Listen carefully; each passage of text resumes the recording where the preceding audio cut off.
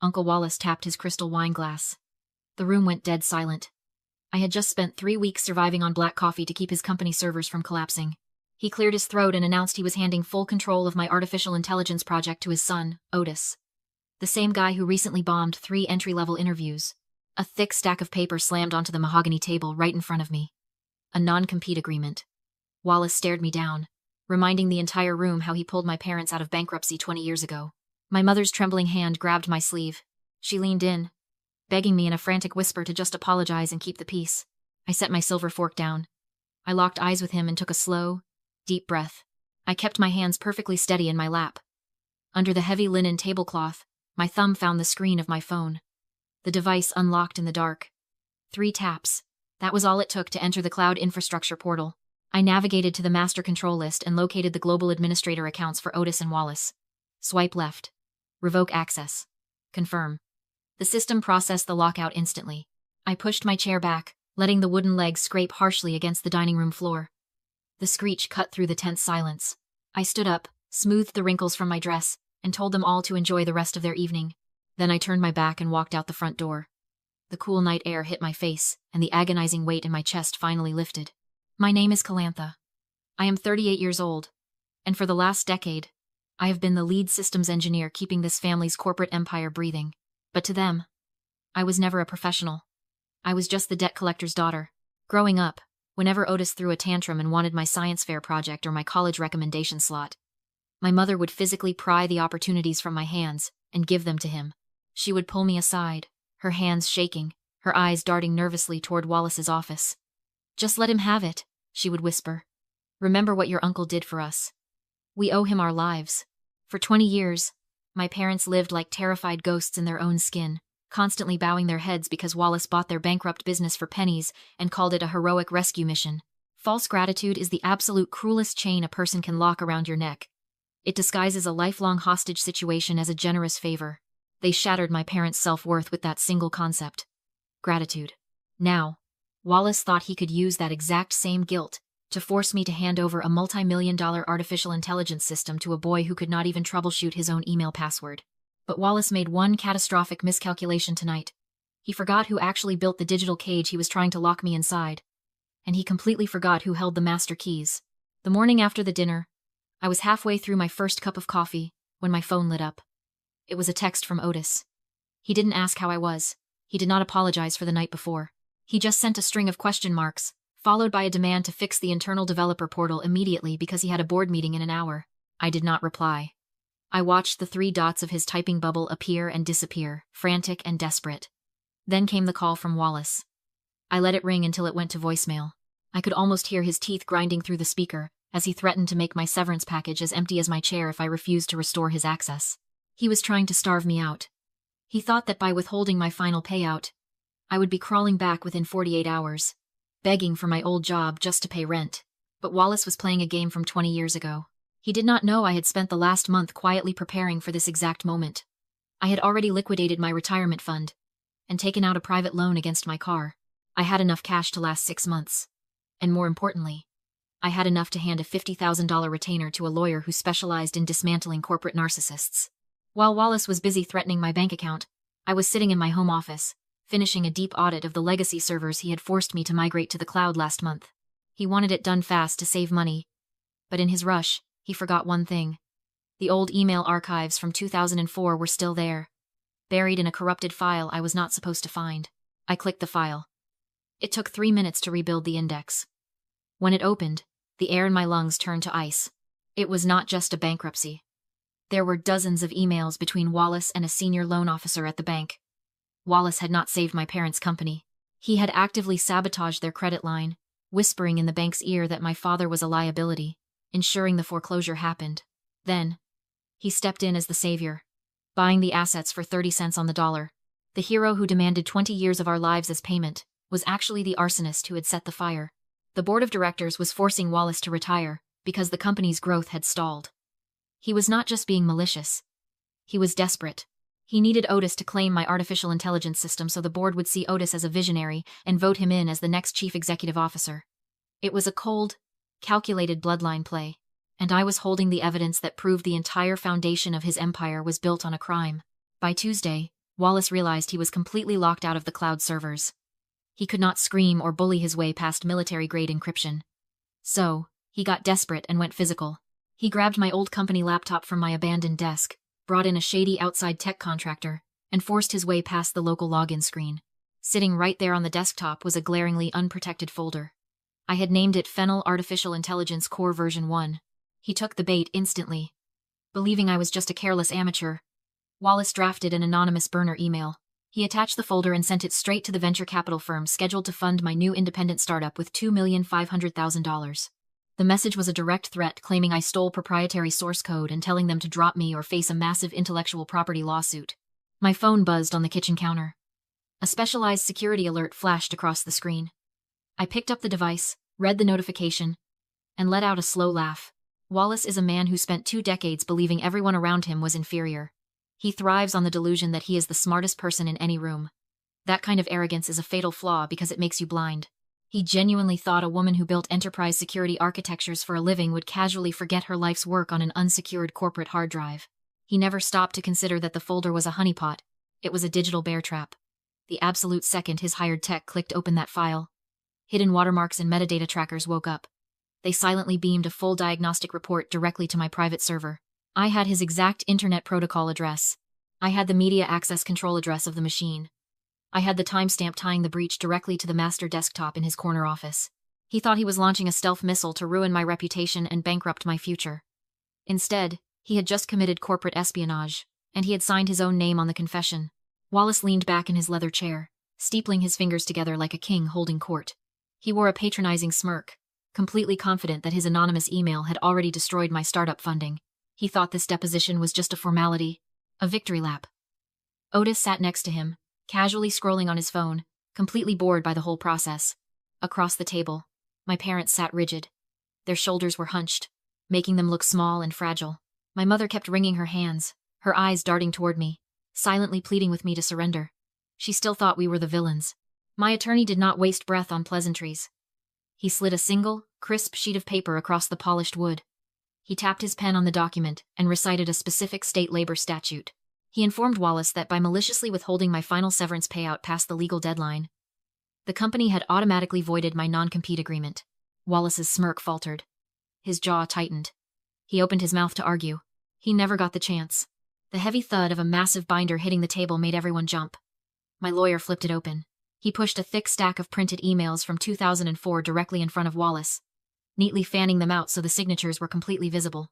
He formally announced the immediate filing of a shareholder derivative suit for gross fiduciary breach, corporate sabotage, and fraud.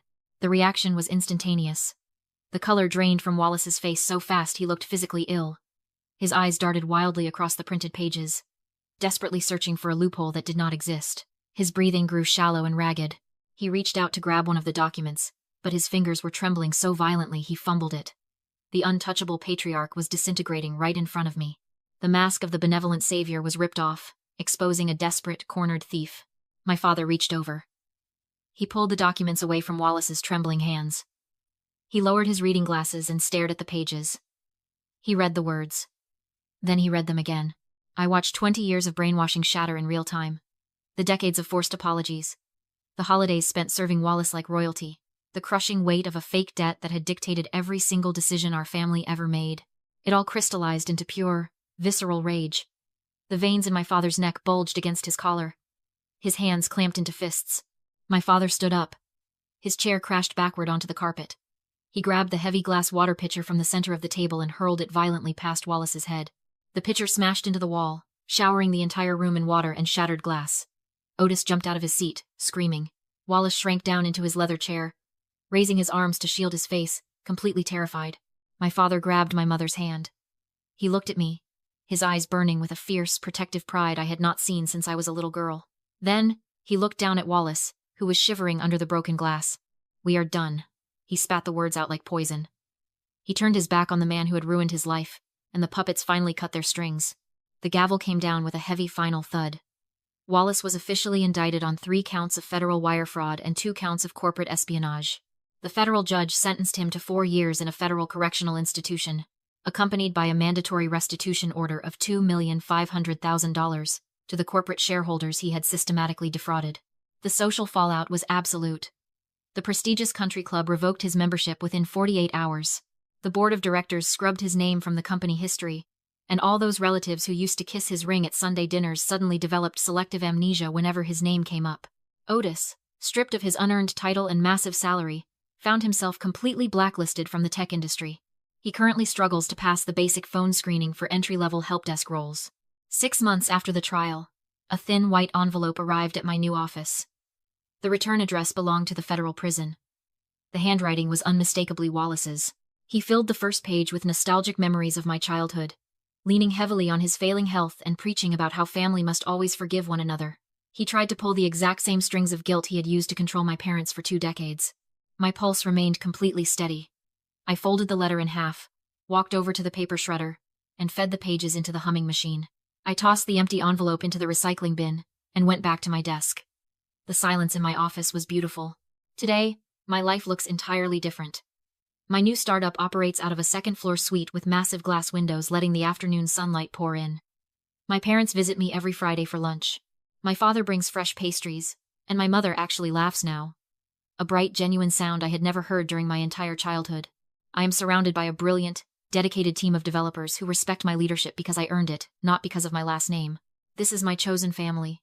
The constant, suffocating chaos of my past has been replaced by an unshakable, quiet peace. If you are watching this, and you recognize that heavy, sinking feeling in your chest when a certain relative calls your phone, you need to understand the psychology of a familial narcissist. They do not love you. They love the absolute power of watching you bow to them. There are 3 rules you must internalize to survive them. Rule number 1. Blood does not make you family. Loyalty does. Genetics are just a biological accident. Mutual respect is a mandatory requirement for a seat at your table. Rule number 2. Your silence against their manipulation is not patience. It is complicity. Yielding your boundaries just to keep the peace, exactly like my parents did, is nothing but an open invitation for toxic people to exploit you further. They will never respect a boundary you refuse to enforce. Rule number 3. Recognize the trap of gratitude. Never hand over the control of your life to someone who constantly reminds you of what they gave you. A gift that comes attached to a chain of control is not an act of kindness. It is subtle, devastating extortion. That night at the anniversary dinner, I thought I was blowing up my entire family. In reality, I was taking a sledgehammer to an invisible cage and rescuing the people trapped inside. Look closely at your own life. What invisible chains of gratitude are currently suffocating you? Who is holding a past favor over your head to keep you small and compliant? You are allowed to walk away from people who hurt you, even if you share a last name. Share your story in the comments below. Take your power back. Cut those toxic ties. And finally start breathing your own air. Wow, what a ride. I know exactly what you are screaming at the screen right now. You are sitting there thinking, why on earth did her parents stay loyal for 20 years? Why did Calantha endure a decade of building an empire for an uncle who treated her like absolute garbage? It is incredibly easy to judge from the outside. But let me introduce you to something psychologists call the slot machine effect, or intermittent reinforcement. Toxic manipulators like Wallace do not just torture you 100% of the time. If they did, you would walk away immediately. Instead, they drop tiny, unpredictable crumbs of hope. A rare compliment here. A fake favor there. A constant reminder that they saved you when you were down. You keep pulling the lever, hoping for the jackpot of genuine family love and validation, but you only ever get pennies. Calantha and her parents were not weak or stupid. They were neurologically addicted to a rigged game. But when Calantha finally snapped out of the fog, she executed an absolute masterclass in financial self-defense. Let's break down her street-smart playbook, because this is exactly how you handle a corporate or family narcissist. First, notice how she handled the initial attack. Building the case. When Wallace tried to steal her artificial intelligence project, she did not scream or throw a tantrum. Emotion is the exact fuel a narcissist wants. Instead, she quietly revoked his access and set a digital honeypot. She anticipated his next move and let his own blinding arrogance trap him in a federal wire fraud charge. Document everything, secure your assets, and let them dig their own grave. Second, she used the audit strategy. Scammers and manipulators absolutely hate details. Wallace relied entirely on the vague, emotional myth that he was the family savior. But Calantha did not argue with his myth. She dug into the legacy servers and audited those 2004 emails. She followed the cold, hard paper trail. Never take a manipulator's word for what happened in the past. Look at the receipts. The truth is always in the math. Finally, she executed the buyout. Wallace thought he could starve her into submission by maliciously withholding her severance pay. He tried to cut off her oxygen, but Calantha had already liquidated her retirement funds and taken a loan to hire a shark of a corporate lawyer. She understood a critical life lesson. Sometimes you have to spend your own money to finance your own liberation. She did not wait to be rescued. She invested heavily in her ultimate freedom. Here is the verdict. Toxic manipulators bank on your fear, your isolation, and your misplaced gratitude. But the exact moment you stop playing by their twisted emotional rules and start playing by cold, hard facts, their entire empire crumbles. Your peace of mind, your talent, and your future are worth so much more than a fake debt to a fraudulent savior.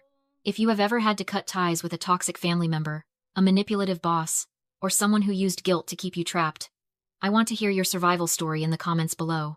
Hit that subscribe button for more deep dives into the psychology of survival. And remember, never let anyone guilt trip you out of your own greatness.